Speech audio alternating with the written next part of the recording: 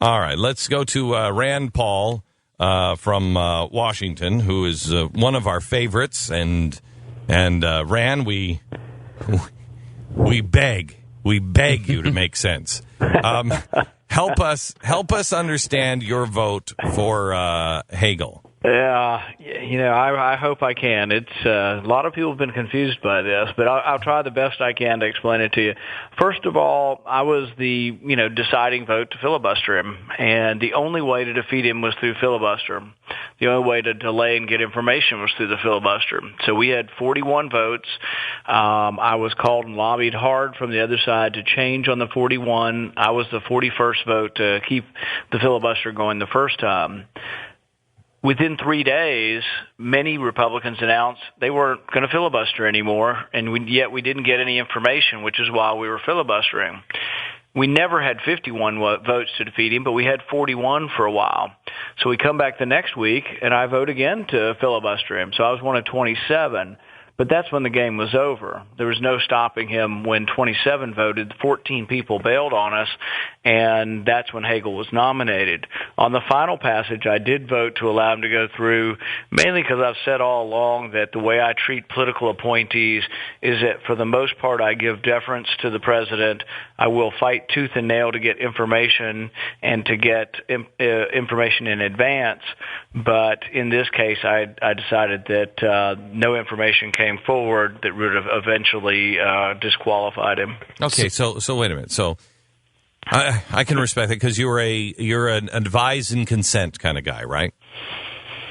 That's the right. President has, and we're still fighting the same battle, but I think a bigger constitutional battle on Brennan, because here we're fighting not just the person or previous statements, we're fighting the principle of whether an American can be killed in America by a drone strike. And so Brennan, we think we're going to get a victory on this. They backed down. Wait. Yesterday, Wait. And they pushed that off to next week. Okay, hang on just a second, because I want to hear the Brennan thing first, but I want to close off the Hagel thing first. Why do you vote to support him? Why wouldn't you vote present or no? You're fine with him? You fine with Hagel? No, it's sort of I guess it's one of these things where I don't treat it the same as an issue. I treat it as a presidential nomination to a political office.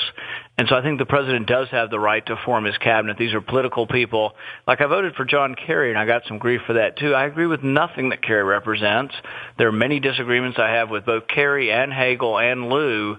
And in the end, I just have made the decision that on these type of appointees, unless I can find information that they've taken money from a foreign government or given us information that was not accurate, then I go ahead and let the president make his political appointees. All right, so you were filibustering because you wanted more information.